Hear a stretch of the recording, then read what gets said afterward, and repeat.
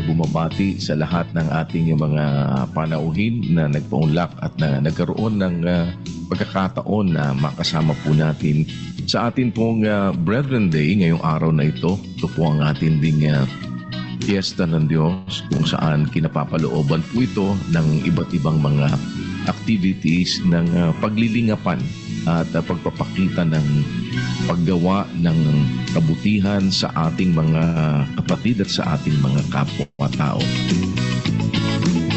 Una sa lahat, nagagalak akong makapunta rito dahil sa fiesta ng Diyos. Ang pakiramdam ko, masaya ako dito, nalibang ako.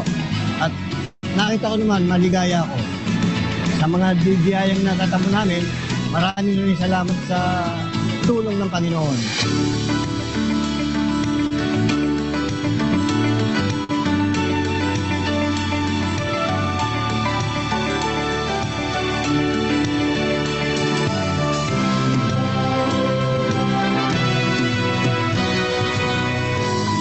Ngayon ko lang po na-express itong Fiesta ng Diyos, mga kapatid, sa buong buhay ko. Pero salamat po sa Diyos, Kuya. Hindi ko po masabi yung kaligayahan na nararamdaman ko po. Salamat po sa Diyos. Sabi nga po ni Pablo doon sa 3 at 17 ng ikalawang Timoteo, ang sabi po doon, upang ang tao ng Diyos ay maging sakdal, tinuruang lubos sa lahat ng mga gawang mabuti. Kaya anuman pong gawang mabuti na nasa ating kapangyarihang gawin, ang sabi ng Kawikaan 3 at 27, huwag mong ikakait ang mabuti sa kinauukulan. Maraming salamat sa lahat at pinagkakalob sa NCGI. Salamat sa Diyos sa mga biyayang ipinagkakalob niyo sa amin araw-araw. Nagagalak ako kasi meron kaming umayuwing grocery. Kumbaga, malaking tulong doon sa pamilya namin na magkaroon ako ng iuuwi mamaya. Mas maganda po na nagkaroon po kayo ng programa na may free store kasi kumbaga malaking tulong at biyaya sa amin na kahit na naimbitahan lang kami na dumalo, meron kaming biyayang natanggap na ganito. Hindi ko rin naman po alam na ganito po pala kasaya. Ay nako, sobrang saya! Salamat kayo kay Naay Kaon. Malaking tabang na yun. Ang saya! Ang saya! Wow! Hello, God's will ito. Nakakapunta ako dito. Sabi ko pang ganon. Welcome sila! Sabi ko, halika sisali, halika, pasok. Yun, pagpasok ko, ang dami palang services. Manda ako doon, may grocery pa! Nakuha akong grocery. Sabi ko, ang saya naman dito. Ang ganda naman dito. Napakaligaya ko. Happy ako na naka ako dito sa pre-check-up. Kay bait talaga ng Diyos. Kasi kagaya ko mahirap. Maligaya kami pag may dumating sa amin na kagaya nito, may libre. Ika-grab namin para makalibre kami. Nagpapasalamat po ako sa samahan na ito dahil nakita ko po yung katotohanan, lalo na po sa pagtulong nila sa mga nangangailangan at yung paglinga po nila sa mga mahihirap, yung talagang yung pagtulong po nila itaw sa puso. Ang MCGI po ay nakabukas kung paano man kaming makapaglilingkod at paano man pong sa maliit na paraan kami ay maging maliit na kasangkapan ng Panginoon na ang kanyang kabutihan ay makarating sa ating mga kapwa-tao.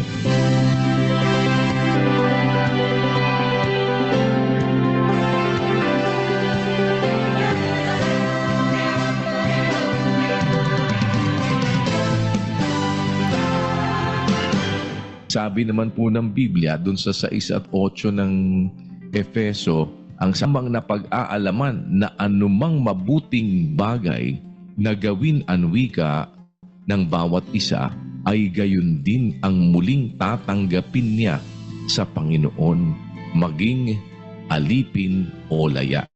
Kaya po, ang ibig naman natin yung mabuting pagkakataon magamit natin din sa paggawa ng kabutihan. Yun po ang ating pinagsisikapan na mapagtulong-tulungan.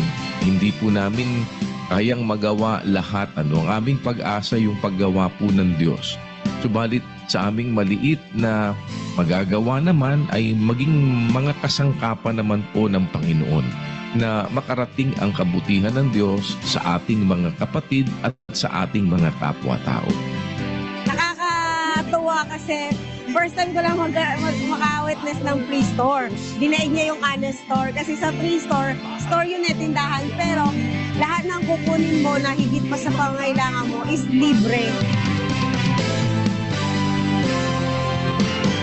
Actually, ito yung first time na makarating ako sa fiesta ng MCZI. Pero talagang pagpasok ko pa lang, natuwa ako kasi hindi ko in-expect na ganito. Ito yung unang-unang beses ako naka-attend na lahat ng gusto kong makita andi dito. Happy po and sobrang thankful kasi syempre knowing us as a Filipino po, parang laging yung pagka-homesick, gano'n. So makikita mo na, ay, ang saya, ang daming Pilipino dito.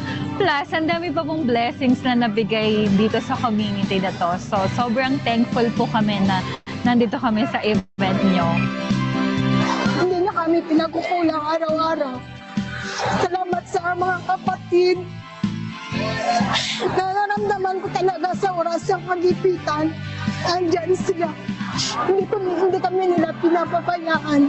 Kaya laking pasasalamat ko talaga sa Diyos na pasok ako sa kapisanang ito.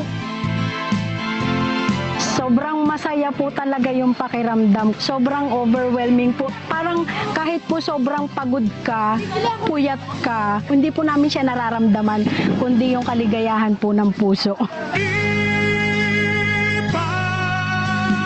Kita sa ganito, lingkod tayo ng Kristiyano, pag-ibig na itinuro, siyang dapat isa puso. Ipakita sa ganito, lingkod tayo ng Kristiyano, pag-ibig na itinuro, siyang dapat isa puso. Ipakita natin sa ganito, pag-ibig na mula Sa iba't ibang bahagi ng ating pong pagsasama-sama sa inyong lahat sa buong mundo kung saan man tayo naroroon ngayon at nagpapasimula ng ganitong gampanin. Sa Diyos ang lahat ng karangalan at kapurihan magpakailanman.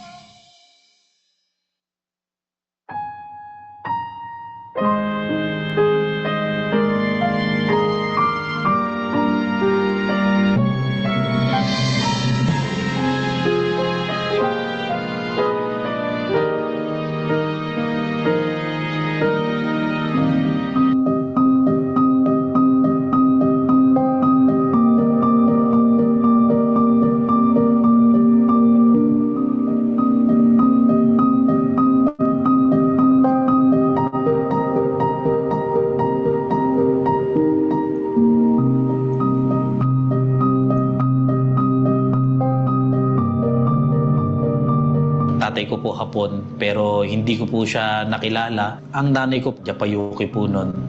Bali, nung 7 years old po ako, sinama po ako ng nanay ko sa Luneta. Nagpaalam po siya sa akin na magtatrabaho po siya. Nung mga ilang araw, doon na nag-sink in po na wala akong kasama, ako lang talaga ron. Kung wala akong makitang naiwang pagkain, sa basurahan ako naghahanap. Natuto po akong mamalimos. May nakilala po akong, ang trabaho niya po, nagpa-parking sa Luneta. Doon po siya sa Harbor View. Bago ka rito, ako di na ako nakakalkal ng basura. Doon na ako sa parking. Natuto po akong mag-parking. Kumita po ako ng sarili kong pera. Gusto kong nag-enroll din po ako. Minsan nakuha rin ako ng mga nanguhuli, dadalhin sa bayampunan. Tinatakasan namin yun eh. Kinuha din ako ng kapatid ko doon po sa side po ng father niya po. Bumalik po uli ako sa Luneta. Tapos doon po, nagpatuloy po uli yung buhay ko ron. May nakilala po akong lalaki. Kada darating siya, may pasalubong lagi sa akin eh. mag-iwan ng pocket money. Ano po ako, napalapit po talaga yung loob ko sa kanya. Hanggang sa inalok niya ako na maging caretaker ng bahay niya. Hindi ko po alam na iba po pala yung pakay niya, na samantala niya yung sitwasyon namin doon. Hanggang sa natuntun po ako ng tiyahin ko. Nang mapunta na po ako sa bagong baryo Caloocan, nakilala ko po si Sis Glenn. Madalas po kami sa inuman. Nang mabuntis ko po siya, naisip ko po na gusto ko rin magkaroon ng sariling pamilya. Kung ano-ano pong trabaho na gagawa ko, kapit sa patalim na mga trabaho. Nakapang-hold up po ako. Pera lang kailangan namin, huwag ka nang lumaban. Upo. Ito po. Meron din po, natanggap naman ako sa isang kumpanya. Natuto akong magnakaw. Pero kalaunan din po, nalaman nila na ninanakawan ko po sila. Pinakulong po nila ako. Pero pinalaya din po lahat kami. Kaya lang naging special po yung trato sa akin kasi alam nila magka-relihiyon po kami. Napunta rin po ako sa sindikato, sa casino. Players payout. Sa loob lamang po ng 5 minuto, nakakakuha po ako ng kalahating milyon araw-araw. Sinasahuran po ako 10,000, isang laro. Naisip ko po na rektahin yung dealer para kaming dalawa na lang ay nag-uusap. Nagawa ko naman po pero nahuli rin po ako ng casino. Akala ko nga po katapusan na ng buhay ko kasi talagang dinala nila ako sa sulok. Kaninong grupo ka? Wala po akong grupo. Pinaglaro lang po ako. Burahin lahat sa CCTV na nakuha nito. Tayo!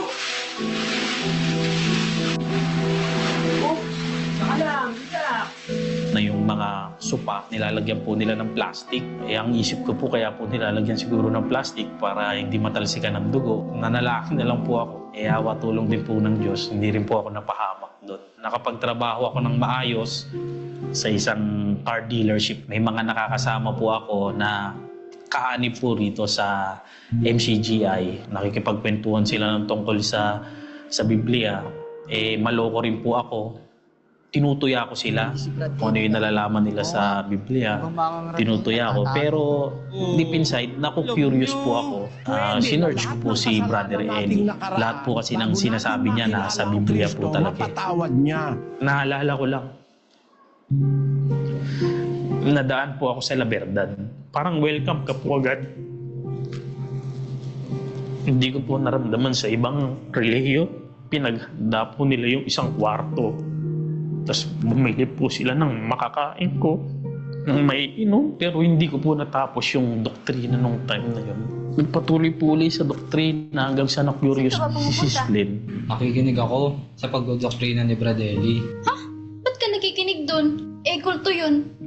Sama ka lang, tingnan mo lang. Hindi naman po siya lumaban nung inaya ko po. Habang nagdodoktrina po kami ni Sis Glenn, nakita ko po si Brad Andrew. Kasama ko po siya sa pang-hold up, sa paggawa ng masama. Pag nanutok siya, isasaksak niya po talaga sa leg pag tinutukan niya. Kinabahan po ako. Ang isip ko may target siyang hold upin doon. Kinakalabit ko si Sis Glenn. Sabi ko, nandiyan si Andrew, huwag ka lilingon ka. Baka makita tayo, madamay tayo rito. Pagtapos po kasi nung doktrina, ayun, lumapit. Nagulat po ako na iba na po yung pananalita niya po talaga. Nagsasalita po siya ng opo. Wala naman po sa pagkatao niya yun. Pag nag-uusap po kami, halos ang majority may mura. Nararamdaman ko po rin na hindi lang po siya nagpapanggap. Sabi ko po, paano yan pag nalaman dun sa kabilang relihiyon? Sabi niya, okay lang yan. Ligtas naman yung kaluluwa mo. Lalo po akong na-inspire. Kaya nagpatuloy po kami ni Sis Glenn sa doktrina. Nabautismohan po kami ng October po, noong 2018. Nandun din po yung huwag ka pong mababalisa sa mga pangyayari. Tiwala mo lang po lahat sa Diyos. Then nakaranas din po ako na papunta po kami ng palit. Yung kotse po na minamaneho ko. Sumabog po yung gulong sa harapan sa kanan. Ang takbo po namin nasa 100 km/h po. Wala pong nangyari sa amin. Kaawa tulong po ng Diyos. Naitabi ko po ng maayos yung sasakyan. Sa kasalukuyan, ako po ay isang group servant coordinator po ng Fathers Club dito po sa lokal ng Bagong Baryo. Ako po si Brother Yasunori Pompom Takagi at ito po ang istorya ng aking pananampalataya. Salamat po sa Diyos.